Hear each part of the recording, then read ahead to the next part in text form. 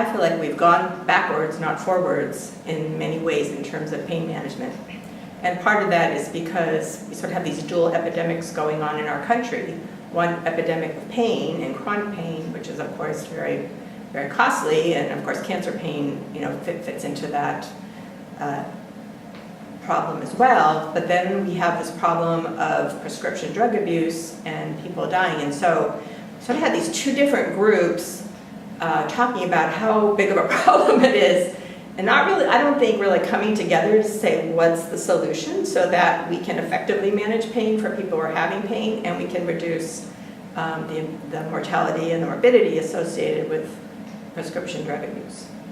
And I think because of that, there have been moves, regulatory moves, that have changed the environment and increased the reluctance of providers to provide effective pain management, and probably to some extent patients as well, to take medications, because there's so much out there. I mean, there's like more out there now, I think, about problems of addiction and abuse. And so I think we did a national study, and this wasn't just in oncology, but did include a subset in oncology that actually was presented at the last ONS Connections.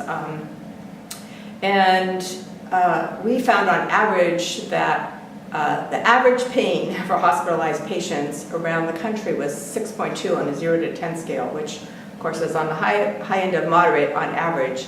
And almost 30% of the patients were in severe pain most of the time, which I actually would say I was like astounded by how bad it was, and it was a little bit better in oncology. I think it was 5.7, but it wasn't what you would expect.